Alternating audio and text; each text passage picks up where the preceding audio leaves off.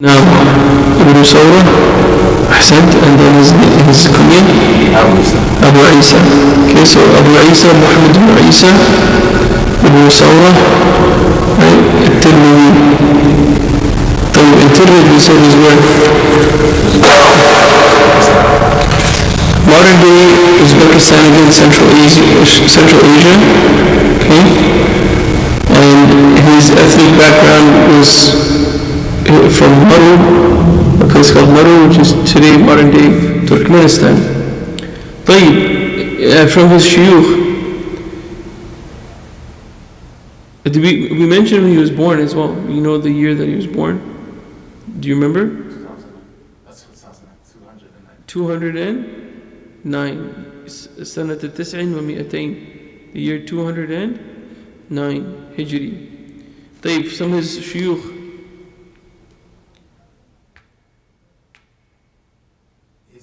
Yeah, sorry, his teachers now. Sa'id. Now, Qutaybah ibn Sa'id, rahimahullah, from the shuyukh of Imam al-Bukhari, rahimahullah. طيب, and who else?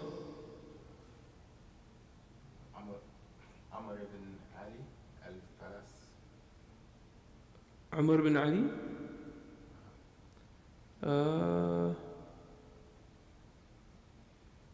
I'm trying to find this name here.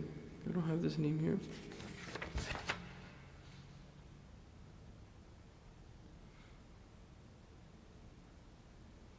Oh, sorry. Amr, yeah. So not Umar, but Amr. Yeah, Amr ibn al. So those two names are different in Arabic. So Amr is different from Umar. I did write A-M-R. Okay, ahsan. No problem. I remember that. Perfect. Amr. Yeah, Amr. In Arabic, traditionally in Arabic, it was written the same way. Ayn, Mim, and Ra. And so people, you would mess it up. So the Arabs then, when fathas and dhammas were introduced, they used fatha and ayn. But fatha can get erased. It's a thin line on top of a word.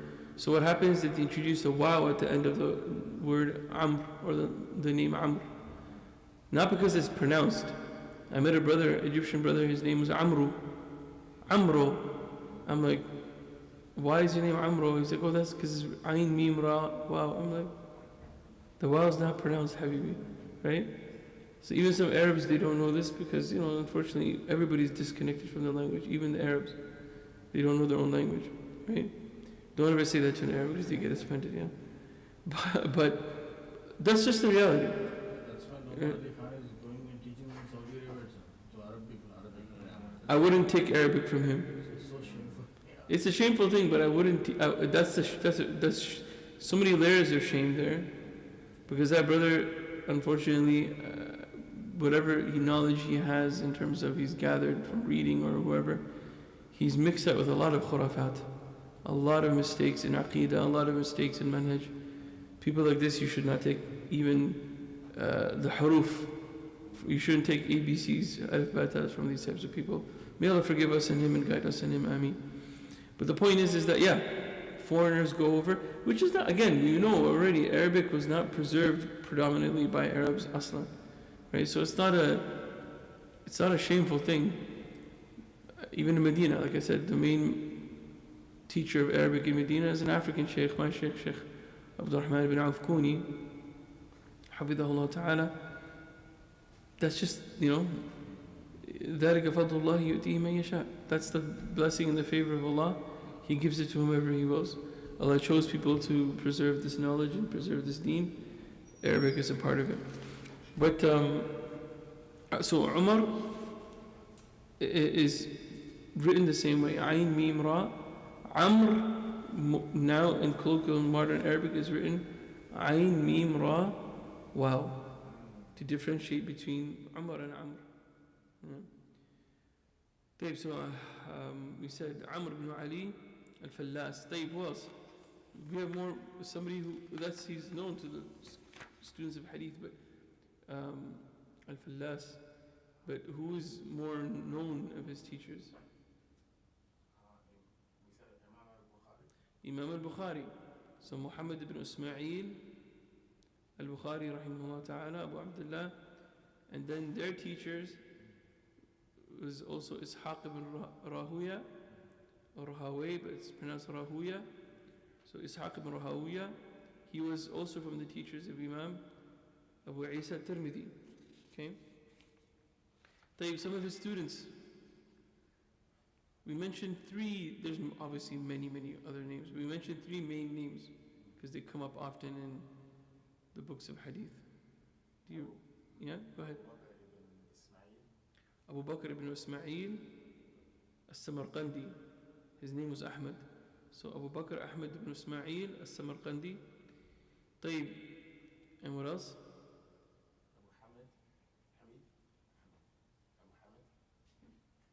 Abu Hamid, yeah. Ahmad ibn Abdullah al-Marwazi. طيب, خلاص, we mentioned that name. Although we didn't highlight it, but that's an important name as well. Who else? No. Imam al-Dhahabi was hundreds of years later. He was the one I was quoting from his book, Sira Alam al-Nubula.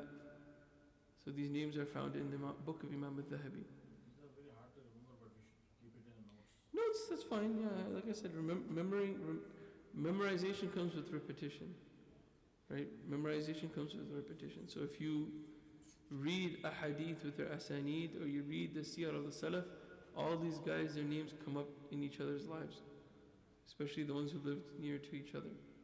So for example, Ibn Majah, Abu Dawud, Imam Bukhari, Imam Muslim, their names of their teachers and students, they're all mixed together, right? When we, inshallah, next week, we're inshallah, we'll start with Imam Muslim. That's gonna probably take 2 classes, for sure. That's gonna take 2 1-hour at least classes, because we're gonna do a bit of a deep dive into Imam Muslim. When I say deep, it's gonna be a surface level, but for us, it's gonna be deep. It's impossible for me to do Imam Muslim like I've been doing these Imams, because the impact of Imam Muslim is immense. And then we do the same thing with Imam al-Bukhari rahmatullahi. We'll do 2 days. Okay, I really need more than that, but I'll try my best to keep it in 2 days, because his impact is, maybe I might have to do 3 days for Imam al-Bukhari. What it's looking like right now from what I'm gathering right now. طيب, so we said Al-Husayn ibn Yusuf al-Farbari, Al-Husayn ibn Yusuf al-Farbari, and we said Al-Rabi' ibn Hayyan, Al-Rabi' ibn Hayyan al-Bahili rahimahullah. طيب, طيب, and when did Imam al-Tirmidhi pass away?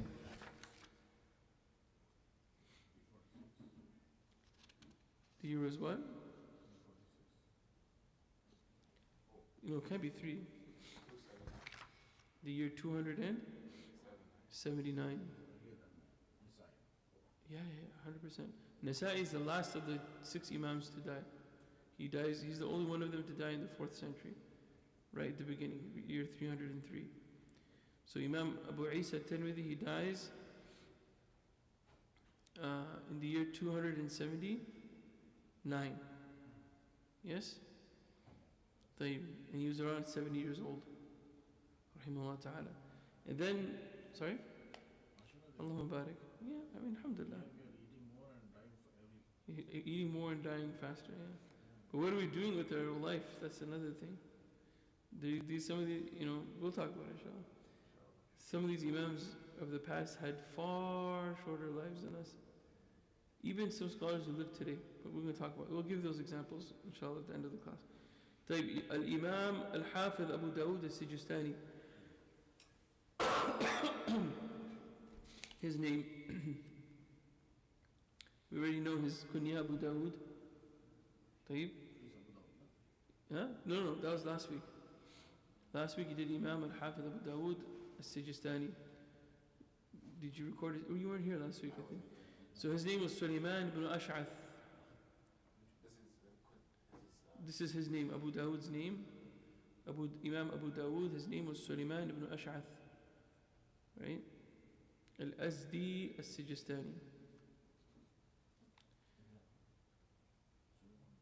And of course his kunya was Abu Dawud, Sulaiman ibn Ash'ath.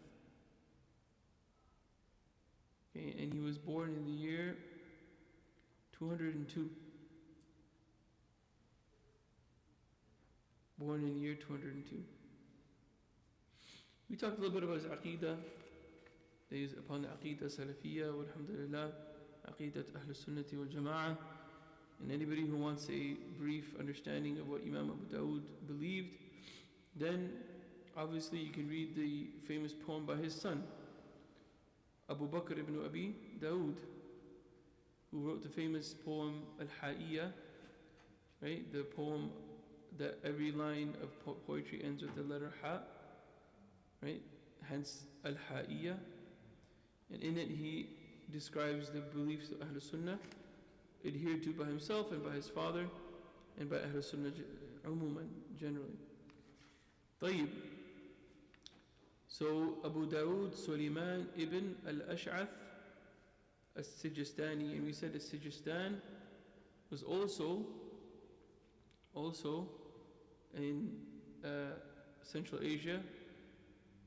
Today, modern day, would be bordering around Afghanistan, northern Afghanistan. Okay?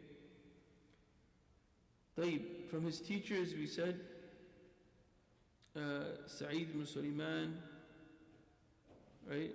Imam al-Ka'nabi, Sulaiman ibn Harb, and many others. Abu al-Walid al-Tayalisi, Ishaq ibn Rahawiyah, of course, he comes up a lot. Ishaq ibn Rahawiyah, and of course Imam Ahmad ibn Hanbal, Qutaybah ibn Sa'id as well, from the Shuyukh of Imam al-Bukhari. Of course Imam Ahmad also from the Shuyukh of Imam al-Bukhari. And there are many others. Like I said, Imam al-Dhahabi mentions a large amount of people. From his students, we mentioned many. I don't know if we highlighted any names.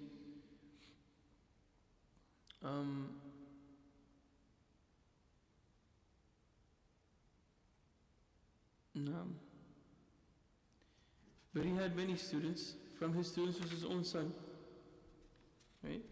From his students was Imam al-Tirmidhi. Right? Abu Isa al-Tirmidhi. Right? From his students, Imam al-Nasa'i, rahimahullah ta'ala. Abu Bakr al-Najjad, very important scholar of hadith. And Abu Sa'id ibn al-A'rabi, who was one of his main narrators of his Sunan. One of the main narrators of the Sunan of Imam Abu Dawud al-Sijistani was Abu Sa'id ibn al-A'rabi, rahimahullah ta'ala.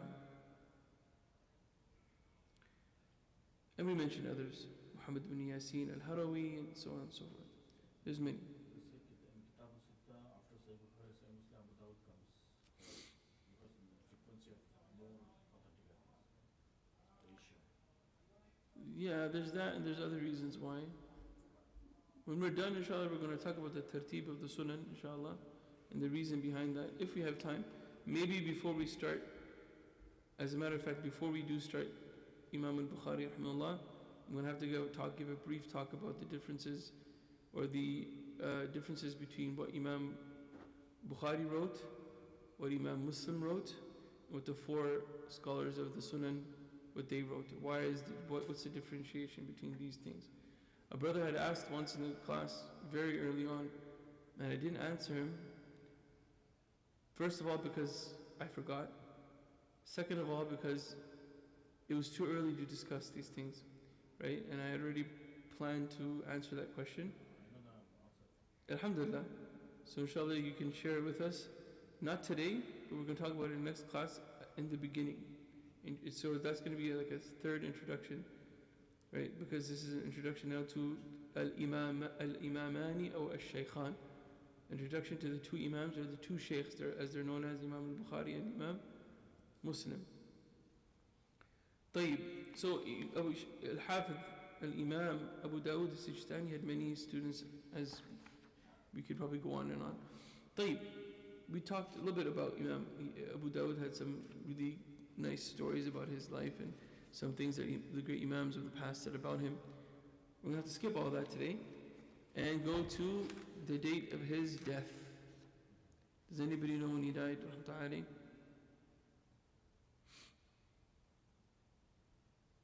Also in the 70s, 270s. He died in the year 275. So Imam Abu Dawud dies in the year 275 and he dies in Basra on a Friday. He dies on the day of Jum'ah, okay, in the city of Basra, okay, one of the main cities of Iraq. And there's a whole story what was Imam Abu Dawud doing in Iraq.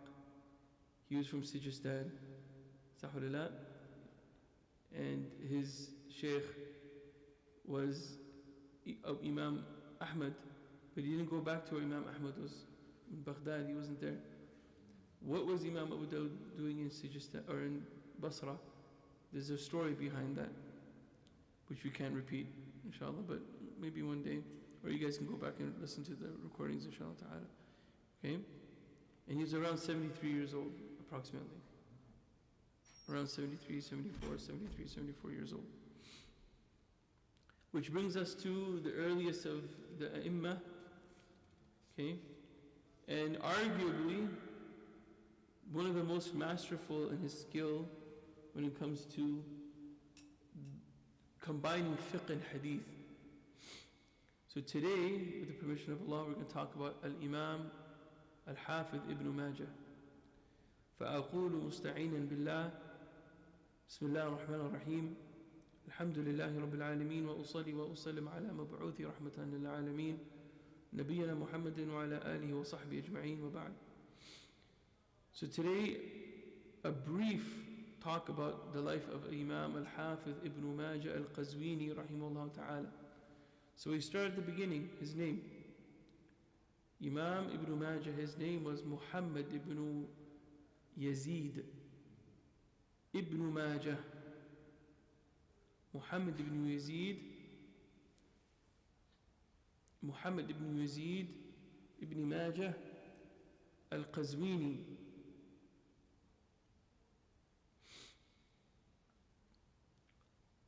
And his kunya was Abu Abdullah. His kunya was Abu Abdullah. So his name is Muhammad ibn Yazid ibn Majah al-Qazwini rahimahullah. In this place called Qazwin. Qazwin is in the northern tip of Iran, modern day, and the southernmost tip of Azerbaijan. So there's an area where Azerbaijan, the southwest tip of Azerbaijan, and the northeastern tip of, actually it's in the west of Iran, to be honest with you, the northwestern horn of Iran. That tip, it has two countries there. One of them on its right being, or to its, a little bit to the east being, Azerbaijan. So the southernmost tip and the northernmost tip of those two countries, in that area, there's a body of water as well, and there's rivers there. That area is where Al-Qazwin was. Of course, today it doesn't exist anymore. He was born in the year 209. He was born in the year 209 Hijri. He was born in Al-Qazwin. So he's born in that northern part of Iran, southern part of Azerbaijan, or Azerbaijan. The correct pronunciation is that actually. But we say it in English with a Z. So you should some speciality of fiqh and hadith is his speciality or Yeah, we're going to, inshallah, that's one of the mumayyizat of Imam Ibn Majah, meaning these special qualities that he had. He is rivaled only by Imam al-Bukhari, rahimahullah ta'ala. But we'll talk about it in a moment, inshallah. So he's Muhammad ibn Yazid ibn Majah al-Qazwini Abu Abdullah. So far so good. He's born in the year 209. Okay, and he's born in Al-Qazwin. Again, where's Qazwin? northern Iran or Iran, right? And or this at the southern tip of Azerbaijan. At a very, very early age of his life, he sets out in talab al-ilm. And so he sets out to Iraq. He goes to what is called commonly as al-Iraqi, the two Iraqs, which is Basra and Kufa. He travels to Basra, he travels to Kufa, he travels of course to the then newly established city of Baghdad, right? But at that time Baghdad is only 100 years or so old. And he goes to Mecca, goes to Medina. He travels throughout Sham, obviously Palestine, Syria, modern day Lebanon, Jordan. He travels also south of the Sham to Misr, to Egypt. And he also goes to a place called Ar-Ray. Just for knowledge, right? For not all of this for ilm. Seeking knowledge of fiqh, hadith, and he gathers other knowledge too. He becomes gifted in tafsir and tarikh or ta'rikh, which is called historiography. He's a mu'arrikh, actually, one of the great mu'arrikhin of our time, but his works in history become lost. They get lost again to wars and burnings and, pillaging. So he travels to a place called Ray, which is also in Iran, which was a hub of knowledge at that time, modern day Iran. Mu'arrikh means he's a historian, right?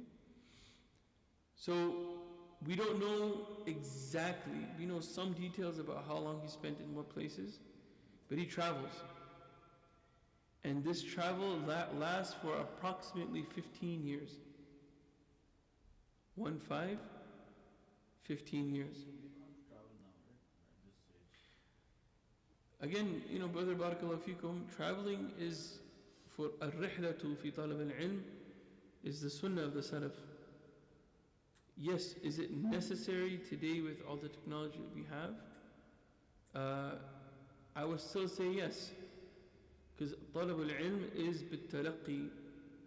True seeking of knowledge is done through the meeting of people. Right? So having hudur with them, being present, that are there.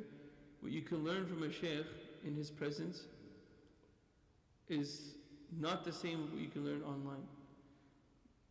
It's very different experiences, me, I've done both.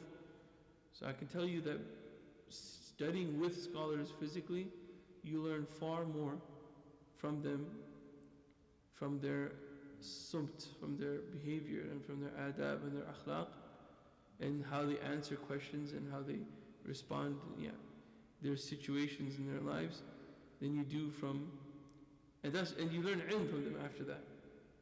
Right? Like Imam Malik's mother, when she sent him to his teacher when he was young, when he was around 7 years old, she gave him, he took a bath, she dressed him, she perfumed him, she tied his imama, she combed his hair and then tied his imama, and as she tied it, she said, Ya Malik, khudh min hilmihi qabla ilmihi.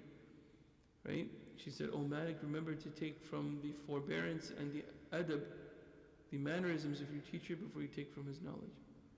Right? And one of the Salaf, he said, جلست مع شيخي 40 سنة. Right? I sat with my shaykh for 40 years. He said, 20 سنة أخذنا منه الأدب. For 20 years out of the 40 we took adab from him. In the other 20 years we learned knowledge. And he said, يا ليتني جعلت 40 في الأدب. He said, and I wish that I had spent all 40 years learning from his adab.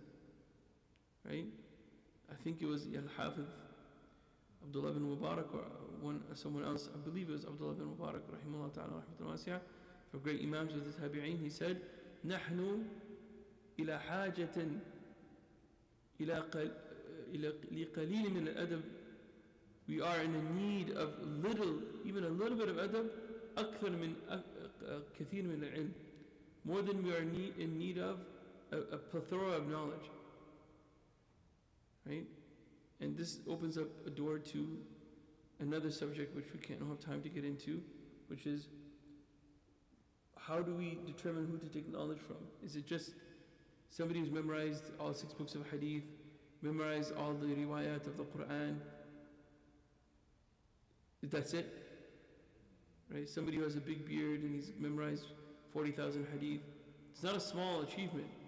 But is that the only requirement that we look at when we want to take knowledge from a person? And the answer is absolutely not. Absolutely not. Right? Because there are people more knowledgeable than Imam Malik. There are people more knowledgeable than Imam Ahmad ibn Hanbal, rahmatullahi alayhim ajma'een, but they're forgotten to the sand and to the dustbins of time.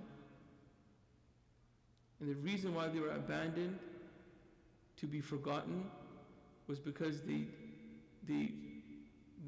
violated the aqidah or the manhaj or both of Ahlul Sunnati wal Jama'ah. So the first thing you look to when you want to look to a person and you want to take knowledge from them, you don't see how many followers they have on YouTube or Instagram or I don't know, whatever social media they're on. You don't look to how many followers they have on, or how many people go to the programs. Do they sell out stadiums? You look, does this person follow the madhab of the Salaf? Does this person follow the manhaj of the Salaf? Does this person follow the adab of the Salaf? If those questions are answered in the positive, and then you look, okay, what ilm does he have that I can benefit from? Then and only then. I didn't know that sit close to the Imam is adab.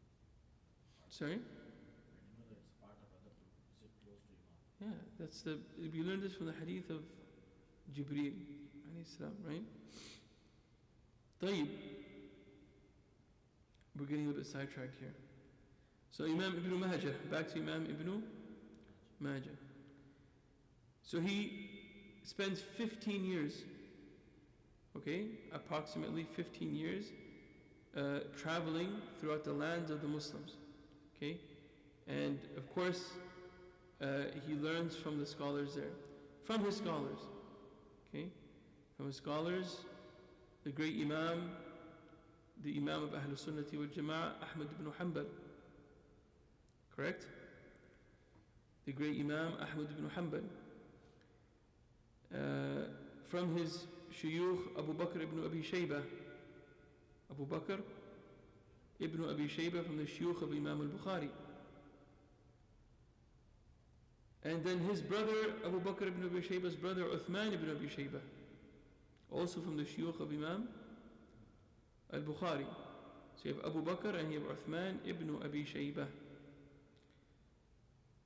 You have Abdullah ibn Dhakwan al-Muqri, from the great teachers of Imam Ibn Majah. And there's many others. Ali ibn Muhammad al-Tanafisi, al-Hafiz. Actually, you should write down his name. Ali ibn Muhammad al-Tanafisi. Ali ibn Muhammad al-Tanafisi. Why are we writing down his name, although the name might not be known to most common Muslims? The reason why, just like Abu Ali and Naysaburi, Ali ibn Muhammad al-Tanafisi was a great hafiz, memorizer of hadith, and Imam Ibn Majah narrated from him excessively. He narrates from him, right, a lot. Imam al-Dhahabi says, when he mentions him as his teachers, وَأَكْثَرَ عَنْهُ, meaning he narrated from him plentifully, much. So it's good to know Ali ibn Muhammad al-Tanafisi, rahimahullah ta'ala. And there's again, وَخَلْقٌ كَثِيرٌ, and a great number of many other shuyukh of Imam Ibn Majah, rahimahullah ta'ala. From his students, you have Abu Tayyib, Ahmad ibn Rawh al-Baghdadi, or you could write Abu Tayyib al-Baghdadi. From his students, Muhammad ibn Isa al-Saffar. Muhammad ibn Isa al-Saffar. From his students, علي بن سعيد العسكري. علي بن سعيد العسكري. العسكري. And the last name I wrote was Ibrahim ibn Dinar al-Hawshabi. These were great imams of hadith, narrators of hadith. And as always, Imam al-Dhahabi mentions وَخَلْقٌ كَثِيرٌ. He mentions about 20 plus names. So I'm just mentioning about 4 here. It's good enough. The scholars' praise of Imam Ibn Majah are many. We'll mention just a few. Al-Imam Al-Hafiz Al-Allama, okay, Ibn Kathir Al-Dimashqi rahimahullah ta'ala, he mentions, he says, Muhammad ibn Yazid ibn Majah صاحب كتاب السنن المشهورة. He says Muhammad ibn Yazid ibn Majah, the author of the Kitab al-Sunan that is well known. He says وَهِيَ دَالَةٌ عَلَىٰ عَمَلِهِ وَعِلْمِهِ. And this collection of hadith that Imam Ibn Majah had, he said, it is a proof and evidence to the great amount of deeds that he had and the great amount of ilm that he had, the knowledge that he had. Then he says وَتَبَحُّرِهِ وَاطِّلَاعِهِ, in the great depth of his knowledge. Tabahhur, which comes from the word bahr, which is one of the words that we use for ocean, okay? Which we use for umq, when something's deep. We said bahura fi shay'in, meaning ta'ammaqa fihi. When we say bahura, we said he's an ocean in something, then he's deep, he's well grounded, he has vast knowledge of whatever thing we're talking about, right? So he had tabahhur in ilm. And he says وَاطِّلَاعِهِ, that he was well read extensively, right? Ittila', right? وَاتِّبَاعِهِ لِلسُّنَّةِ النَّبَوِيَّةِ, and he's well known for his following of the prophetic sunnah. فِي الْأُصُولِ وَالْفُرُوعِ, in principal foundational matters and in secondary matters. So Ibn Majah rahmatullahi alayhi al-Qazwini was known within Ahl Sunnah to be a person of deep knowledge, deep reading of the deen, right? And then of strict following of the Sunnah in both foundational, fundamental, principal issues and in the furu'i issues as well, meaning the secondary issues, the fiqhi issues. So in his fiqh and in his madhab, he was a person of sunnah. Some scholars argue if he had a madhab or not, but was agreed upon. Some argued, perhaps he was Hanbali, maybe he was Lahi, was he maybe Thawri, was he this, that, the other. But the thing they all agree upon is that he was mujtahid, that he was a scholar, like all his other compatriot scholars, like Imam Abu Dawud and Imam Tirmidhi, Imam al-Nasa'i, that he was a scholar who had reached the level of ijtihad, that he can reach conclusions in fiqh directly from the Quran and the Sunnah, which is probably the highest degree you could achieve in the scholarly tradition of Islam. Most people of the later times don't have this level of ijtihad. We hear that very rarely of scholars of our time. Okay? طيب. So this is what Imam Ibn Kathir he mentions in Al-Bidayah wa Nihaya, one of his great works of history. Imam Ibn Kathir he mentions this about Imam Ibn Majah. Ibn Khalkan, right? The great historian, he mentions about Ibn Majah Al-Hafid Al-Mashhur, the well-known memorizer of the Sunnah. Al-Hafid Al-Mashhur. He goes on to say, كان إماما في الحديث. He was an imam, a leader, an exemplar in hadith. What do you mean by that in hadith? Right? عارفا بعلومه, he was well grounded and knowledgeable regarding the sciences of hadith. And then look what he says here. It's a small sentence, but he says here, look. He says, وَجَمِيعَ مَا يَتَعَلَّقُ بِهِ.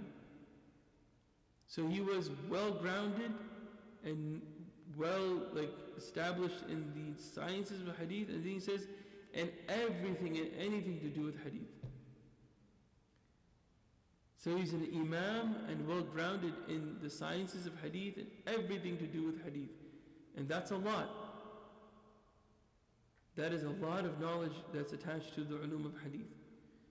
Fiqh is attached to it. Tafsir is attached to it. Right? Fiqh sunnah is attached to it. Right? Nasikh mansukh. All these things that are attached to the ulum of hadith. Ibn Khalqan, he says what? He was the master of all of that. Imam Ibn Majah rahmatullahi alayhi, he dies in the year 273 Hijri. He dies in the year 273 Hijri. If he was born in the year 209, and then he dies in the year 273, that puts him at the age of what, 60? 64. So he's the youngest of the imams.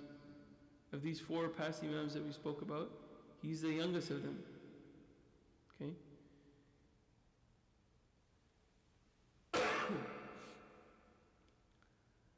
He dies in the year 273 Hijri. The youngest of the 6 imams, right?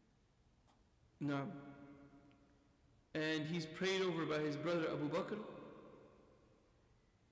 And his janazah or his body is prepared by his son Abdullah and his two brothers Abu Bakr and Abu Abdullah. And so he's prayed over by his brother Abu Bakr radiyallahu ta'ala anhu. And so with this we come to the passing of Imam Ibn Majah. And there's a great, it's the best that we have in English at least, as far as I know, Allah alam. Dar es-Salam has a translation of his biography. And it's about 200 pages, but it's a smaller print, with a large font. So it's really not an actual 200 pages. It's probably close to half the size, maybe 120 pages if it was to be printed in a regular size paper and a regular size font. However, it's a good book, it's a good read, it's easy to read. But you'll find that the first 100 pages, it's about the first maybe 90 to 80 pages, maybe even less than that, deal with his life.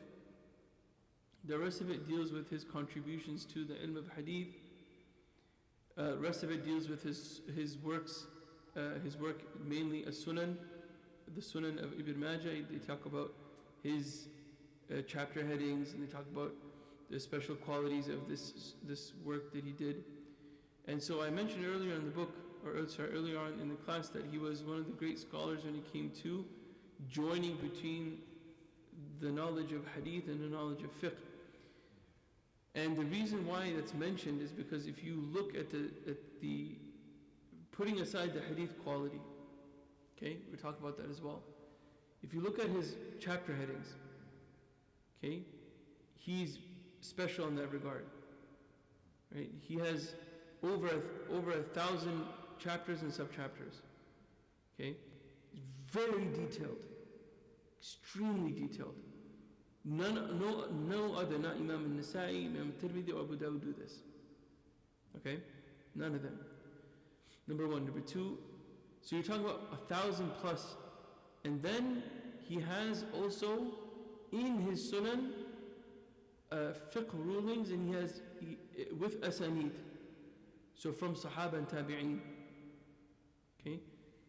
And he doesn't do general, like for example, Abu Dawud as-Sijistani rahmatullahi alayhi, he brings a chapter heading wherein he has his position in the fiqh issue, and then he'll narrate 5 or 6 hadith about substantiating his position.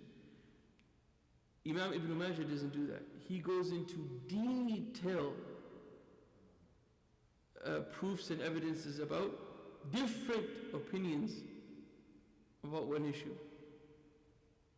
Okay? So, Al-Hafiz al-Imam Ibn Majah rahmatullahi was unique in this. Like Imam al-Bukhari, but Imam al-Bukhari is far more knowledgeable and more subtle. Right? Ibn Majah is a bit more clear. Many scholars used to say that the one who studies the Quran and he studies Ibn Majah has a strong foundation in the religion. It is accessible to the Ammah, to the general. The Sahih of Imam Bukhari is not that. It requires a shaykh to teach it to you.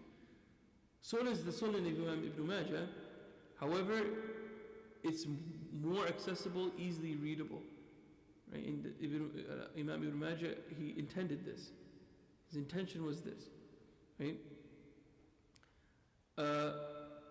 However, if you look at the tartib of the Sunan, the different Sunan collections, okay, Al-Hafiz al-Imam Ibn Majah's Sunan is usually mentioned at the last, at the end, alongside the Sunan or the Musnad of Imam al-Darimi rahmatullahi.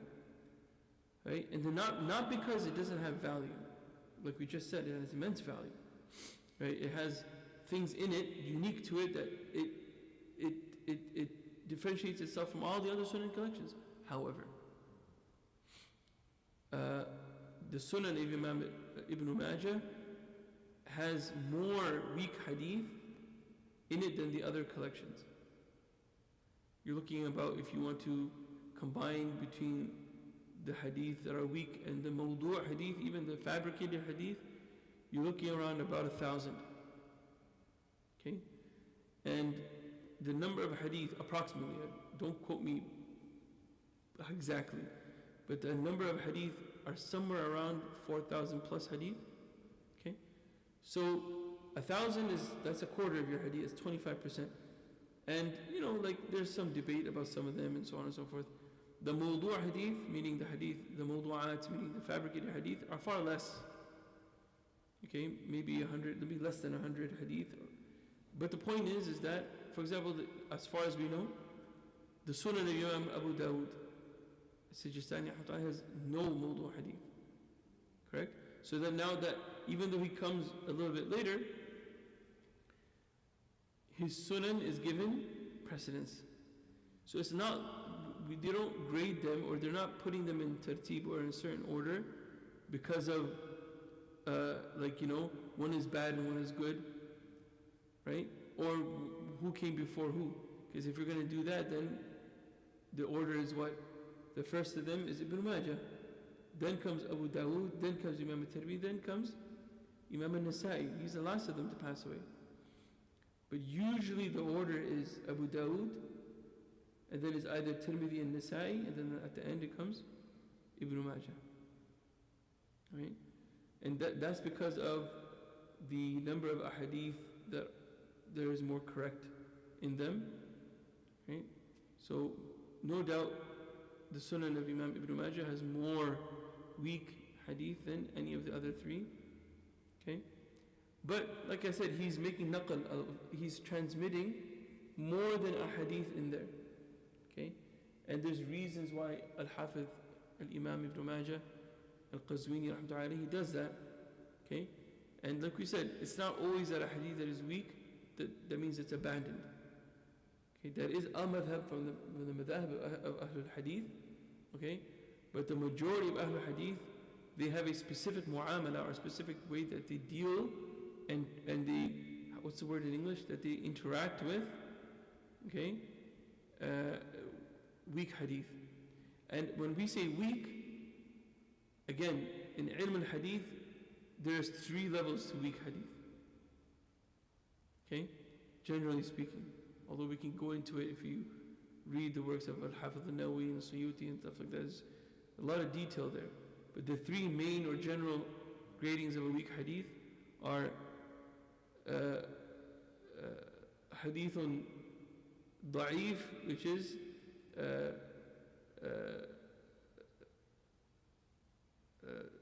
that is not shadid, it's a light weakness, right? ضعف خفي, right? Or ضعف خفيف, right? And then there's ضعف شديد, or شديد الضعف, right? A hadith that is weak, that has severe weakness, okay? And then there's what is in between, okay? So the scholars of hadith dealt differently with scholars dealt differently with hadith that were light, that had weakness, that was a light weakness. For example, if there was one hadith that had light weakness to it, but it was a singular narration, then they usually put it to the side, unless they can find other narrations that substantiate. Okay? However, if there were a number of hadith, let's say 3 or 4 or 5 or 6 or 7, but they were all saying the same thing, but they were all weak, but their weakness wasn't severe. So there's no liar in the chain of narration, there's no people missing in the chain of narration, but for example, there's people in that chain of narration that have weakness in their memory, or they have kathir al-khata, they make mistakes. But let's say there's 7 or 8 different narrations, they're all weak but light weakness. They allow those hadith to kind of prop one another up. Okay? And so those hadith go from being weak to what we call hasanun li ghayrihi, which is a light kind of authenticity, but not because each chain of narration is authentic, but each chain of narration is weak, but they prop each other up. They substantiate one another. You can't do that with a hadith that's shadid al-da'f. You can't do that with a hadith that the chain of narration has a severe weakness to it. There's a liar in the chain. Even if there's 100 chains of narration. If each chain narration has a liar in it, or there's a saqt, meaning there's a person missing in the chain. So for example, a person narrates from a person that they never met. It's impossible. That person died before they were born, or so on and so forth. If there's a person missing in the chain narration, that's inqita', that means there's a break in the chain. Even if there's 100 chains like that, you can't use them to prop each other up. If there's one chain of narration that has a light weakness, and then there has 100 different chains that are propping it up or that are supporting it, but they're all severely weak, it doesn't work. So there's strict rules guiding this. Huh? Turuq. Yeah, there's turuq of hadith. There's very strict rules guiding the mu'amala, or the way that we interact with weak hadith. So of course Imam Ibn Majah rahmatullahi was fully aware of this. He was fully aware. But al-kamalu lillah, perfection belongs only to whom? To Allah subhanahu wa ta'ala. Right? So we find in his book weak narrations more than other books of hadith. Okay? And then we also find even some fabricated hadith in his book. So that's why even though he's earlier than the other sunan collectors, his sunnah or his collection of hadith is usually regarded at the end of the 4 or the 6 main books of hadith. His is mentioned at the end. Now, طيب. So with this we conclude, and we can talk more about these books of hadith, but we can do it all together in one class inshallah, which will be next class. So for now we will suffice with this much. We ask Allah Azza wa Jal to grant us all sincerity and to learn from the characteristics of these great imams, and to be inspired by the great legacy left behind by the great imams. We did mention every class one quality, prophetic quality, about every imam. So about this imam I want to mention something that's mentioned about many other great imams, but we'll talk about it in regards to this great imam, which was his preservation of time and what he said, like how much he spoke. It's narrated, and it's mentioned about Imam Ibn Majah that he was somebody that was very cautious about his time. Okay? And that's not to say that other Imams weren't, but this stood out as a quality of Imam Ibn Majah, rahimahullah. Okay? We have very little recorded about his personal life. Okay? He wasn't a person, he allowed people that access. Okay? Because he was very closed off, very tight with his time. If it wasn't hadith, if it wasn't sima', if it wasn't narrating, then he didn't have time for it. Right? And so, this was something that was well known about Imam Ibn Majah. He's very strict with his time, very strict with his words. He didn't just sit around talking to his friends and kicking back and relaxing and saying things that had no benefit. This wasn't Ibn Majah. And this is reflective of the Prophet ﷺ, that it was narrated about him that he was Qalilul Kalam, that he was a person who spoke very little. Right? For somebody who was a leader, political leader, spiritual leader, somebody who was charged by Allah subhanahu wa ta'ala to deliver the deen of Allah subhanahu wa ta'ala. Right? Or I should say, the great Sahabi al-Jaleel, Abu Hurairah radiallahu anhu, he mentions that in a gathering he would be the one who was the most silent. Nabiullah sallallahu alayhi wa sallam, in a gathering, we would all, Abu Hurairah said, we would all be talking. And we would be exchanging stories about how we were and what we would do in Jahiliyyah. The Prophet would sit there quietly and he would smile and listen to us. وَكَانَ ضَحِكُهُ ابْتِسَامٌ, and the most he would laugh would be smiling. And it was rare that he would laugh until his mouth opened. Very rare. To the point that we have recorded hadith where ضحك حتى بارز منه ضرسه وكما قال رضي الله عنه, that he laughed until his teeth showed. We have very few narrations and we have recorded times when that happened. Right? And if you could count on your hands how many times a man laughed out loud, then you're assuming that he laughed like that very, very little.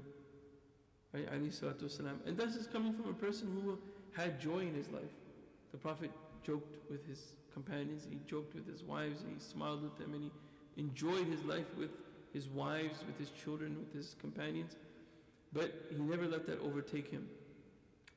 And his responsibility to deliver the deen never never gave himself license to just talk. Right? When he spoke with benefit, and then he remained quiet. And that's why the Messenger of Allah, he mentions, as it comes in the hadith, he said, when he mentions that he was given certain things, right, that no other Prophet was given before him, he mentions 5 or 6 qualities. From them he says, وَأُوتِيتُ, at the end of the hadith, it's a long hadith, I don't want to quote the whole thing, but he says at the end of the hadith, he says, وَأُوتِيتُ جَوَامِعَ الْكَلِمِ, and I was given the comprehensive word, meaning that he spoke little with depth of meaning. So the Prophet could say 3 or 4 words, and then we sit here 1,000 years, 1,400 years later, and we write books explaining the hadith. Right? One of the Salaf, he said, the Salaf, when they spoke sentences, it required us books to understand. Right? The Prophet spoke very little. If you really look at the hadith, I was recently just kind of like, I have other classes that I'm teaching, so I was doing preparation for classes that I was teaching, and I was just reading about, like, I got sidetracked a little bit, man. And so I was watching some scholars talk about how many hadith do we have. Right? That's an open kind of point of research among scholars of hadith from the past to modern day today. And it's a bit more extensively researched today because all the asanid and all the different chains of narrations are all preserved now. 1,000 years ago was not like that. In Imam Bukhari's time was not like that. They were still writing. So we have different narrations. We have narrations of some which we'll come to. Imam Bukhari knew 1,000,000 hadith. Imam Ahmad memorized 2 million hadith, right? We have some of the Sunan Imams who, for example, I think it was Abu Dawud al-Sijistani, he said, I selected my Sunan from 500,000 hadith that I knew. 500,000 hadith. So, but how many of those hadith did the Prophet say, alayhi salatu salam? Like, how many hadith do we know that we have without repetition? There's a difference of opinion. Some scholars say 50,000, some scholars say 100,000, some scholars say far less than that. Some scholars put the number around 5,000 without repetition. Some scholars say closer to 10,000. Whatever the number is, sahulillah, compared to 23 years of being alive, right? How many things do we say on a day? If we were to, right? Like, imagine how much, and this is all kalam that is beneficial, right? The Prophet's speech, all of it is beneficial, right? Everything that came out of the Prophet's mouth, whether it was deen related or dunya related, was benefit. He didn't speak vicariously or, he wasn't frivolous with his speech, right? And especially when it came to deen matters, right? The Prophet never spoke from his own hawa, right? لا ينطق عن الهوى إن هو إلا وحي يوحى, right? Allah says about the Prophet ﷺ that verily he does not speak from his own desires, but it is nothing except revelation that he speaks. So taking all this into consideration, right? How much how we have of hadith, let's even say it's 5,000. Okay? Let's say it's between 5 and 10,000. Some scholars have put it even at 4 to 4,500, which is not a lot. Over 23 years of living, fighting battles, writing letters, or having, dictating letters to be written and being sent to different ends of the earth, and right, being with his family, being with his friends, being with his, talking to Christians and Jews and Majus and Sabians and Zoroastrians and whatever. So it's like all of this, but the speech is very little. The Prophet said so. Right? So one of the Salaf, he said, the speech of the Prophet and the people closest to him can be explained in books. Right? And then he said, what we write books about could be explained in sentences. Right? Like, now, and it's think about it. If you go to a bookstore today, you go to Indigo, right, in Canada, whatever else they have in other parts of the world, I don't know what they have, right, Chapters, Indigo, and you pick up a book. They have a khilaf or a book cover. At the back of the book, they give you the synopsis. Sahulillah? And it's like half a page, it's a quarter of a page, it's a paragraph, 2 paragraphs, 3 paragraphs. This book is about this. One of my teachers, he said, these days, if you want, I do this until today, if I buy a book, especially if it's a book written in our time. But he gave me a Shaykh Khalid rahimahullah ta'ala, who passed away some years ago. Very young Shaykh, he died in his 50s. He was one of my teachers, and he was a great teacher.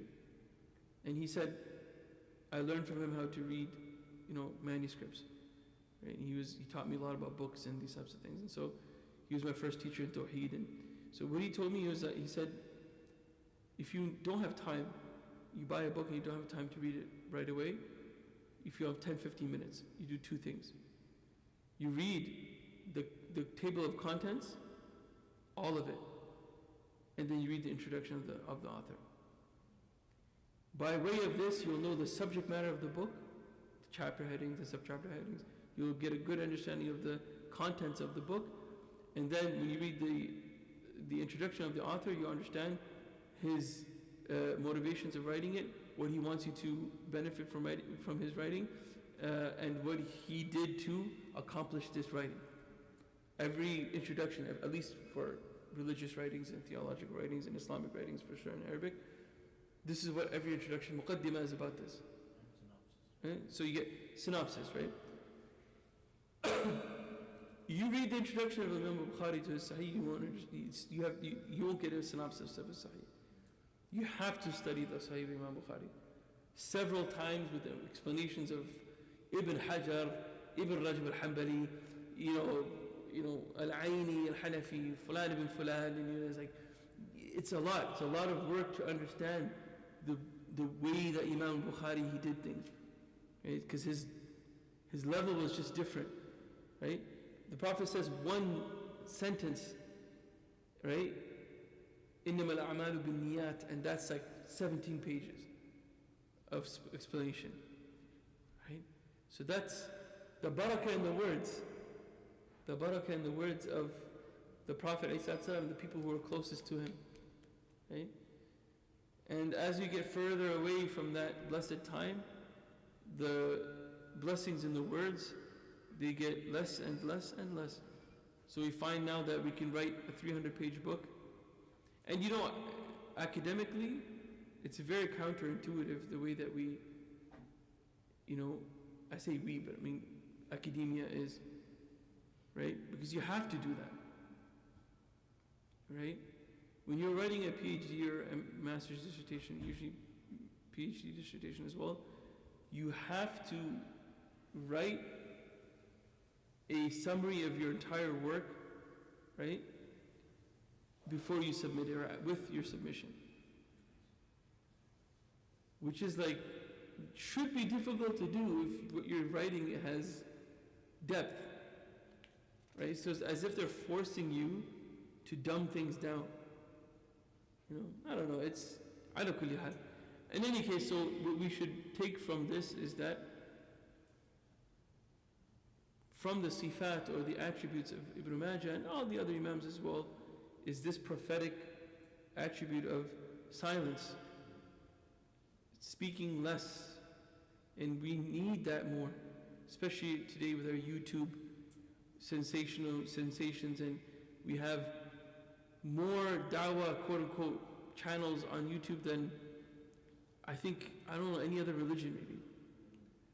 But so much of it is dawah to the self and not dawah back to Allah and His Messenger.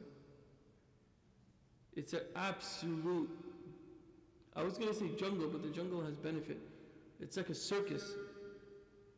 It's a circus of YouTube dawah pages. People who don't even speak. Can you imagine? What would Imam al-Shafi'i say today? What would Ibn Hajar say today? Like, people have YouTube channels with millions, hundreds of thousands of our children, our brothers and sisters who follow them, millions of subscribers, and the guy can't even speak Arabic. But he's a da'i. He doesn't fulfill the number one prerequisite of being a talib al-ilm. Imam al-Shafi'i in the Kitab al-Umm, he says, the shart, awwal al-shurut, he says, the first of the conditions to be a student even of knowledge, he says to know the Arabic language. That's the first condition. Yet we have people travel the world, and they're having debates with Christians, and they fumble and they fall often, and they make major mistakes in Aqidah, and hundreds of thousands, if not millions of Muslims watch them. And I can't tell you how many times I met many Muslims who they get their primary knowledge from these types of individuals, male or female, and it's difficult to unlearn things once you've learned them. Right? It's a type of 100%, it's a type of fitna. The Messenger of Allah ﷺ, he said, إن الله لا يقبض العلم انتزاعا من صدور الناس. The hadith in the Musnad Imam Ahmad and other books of hadith, the sound chain of narration. You have 6 or 7 different Sahaba narrating this from the Prophet radiallahu anhu. Anhum ajma'in wa alayhi salatu wasalam. Right? Aisha, Abu Huraira, Abdullah ibn Amr, many others, that the Prophet said, verily Allah will not remove knowledge by removing it from the breasts and the chests of men or people. He said, وَلَكِنْ يَنْتَزِعُهُ بِمَوْتِ الْعُلَمَاءِ, but He removes knowledge from the earth by the death of scholars. حتى لا يبقى أو في رواية حتى لا يبقي عالما, until there's no scholars or very few scholars left in the world. اتخذ الناس واتخذ الناس رؤوسا جهالا, and the people will start to take the heads of ignorance as scholars. فسئلوا فأفتوا بغير علم فضلوا وأضلوا, and they're asked and they give fatwa without knowledge, and so they become misguided and they misguide others. This is the hadith of the Prophet ﷺ, right? And so look, in this past, since 2020, let's say around COVID time, 2019, 2020, until today, we've lost close to 20 scholars. 20 scholars. And that's just scholars who are known. And some scholars who are not known. Sheikh Ali Nasr Fiqihi, Sheikh Rabi', right? Sheikh Rabi' al-Madkhali, Sheikh Yahya ibn Uthman al-Mudarris, right? Sheikh Muhammad ibn Salih, Sheikh al-Luhidan, Sheikh Ubaid al-Jabiri, Sheikh Ali Adam Ethiopi, Sheikh Abdullah al-Harawi. Like I could go on and on and on and on and on. Sheikh Khalid al-Dadi, my teacher. Most of these scholars I studied with didn't have the pleasure, unfortunately, to study with Sheikh Ali Adam in Ethiopia. So it takes average 40 years to become one. Imagine, these are people who spent 50 to 60 years in studying the deen. One of them that I mentioned, he died at the age of 94, spent basically 75 years teaching the deen. 75 years. That's an entire lifetime, and a little bit more than that actually, right? And so we have to be aware of this, and we have to be thankful for the teachers that we have and the shuyukh that we have, and we have to give, credit where credit is due, right? And try our best to travel to them, sit with them, benefit from them while they're still alive in this world, right? And so, because when they're gone, they're gone. That's it, right? To answer your question, brother, from earlier, also about the diet of these great imams. Yeah, we know that they ate little. And that was also a prophetic quality. Right? The Messenger of Allah ﷺ, he said, تكفي ابن آدم لقيمات يقمنا بها صلبه كما قال عليه الصلاة والسلام, right? That it is sufficient for the child of Adam small portions of food by which he can straighten his back. Small portions of food by which he can straighten his back. Which means what? When you're hungry and you're starving, if you've ever seen someone starving, may Allah bless and preserve all of you and your families, Ameen. Protect you from that type of hunger, Ameen. When you're starving, what do? Sah? Your pain in the stomach makes you bend your back. The Prophet said, it's enough for you. Small portions of food by which you can what? Simply straighten your back. And then he said, فَإِنْ أَبَى, and if the child of Adam refuses to suffice himself or herself with that much food, then he said, فَثُلُثٌ لِطَعَامِهِ وَثُلُثٌ لِشَرَابِهِ وَثُلُثٌ لِتَنَفُسِهِ. Then he said, if you refuse to eat only that much, then you should only eat a third of your stomach for food, a third of your stomach for water, and a third of your stomach for taking a breath. Most of us Muslims, we ignore the first part of the hadith, and we only say the Prophet said that the sunnah is to eat a third of your stomach for food. That's not what he said. He said that should be the most you eat. That shouldn't be the goal. That's the exception to the rule. That's the what? Exception to the rule. But what do? We stuff ourselves until we can't breathe, and then the exception to the rule is sometimes we eat a little bit less. And then we wonder why we have gut problems, why we have cancer, why we have lung problems, kidney problems, this, that, and the other. Because we're living an unprophetic life. Again, not to say the Prophet didn't fill his stomach. He did. And we have maybe 3 or 4 times in his entire life that he did that. We have narrations, we can say 1, 2, 3, maybe 4 times. Once with water, and once or twice with milk. He told his Sahaba to drink until they couldn't drink anymore, and he drank himself until he couldn't drink anymore.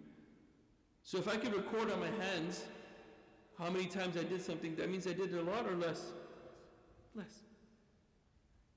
The vast majority of the time, the Prophet ate very little food. Okay? Even when he was able to eat more, he ate less. And he gave the rest of the food away. And then he said, if you refuse to eat little, then the most you should eat is what?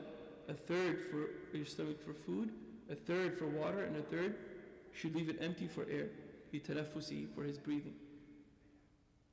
Right? And this was a maintained sunnah. Okay? Amongst the Sahaba and the Tabi'een, Atba' Tabi'een, the Sahaba Sunan, all of them, they were like this. They ate very little food.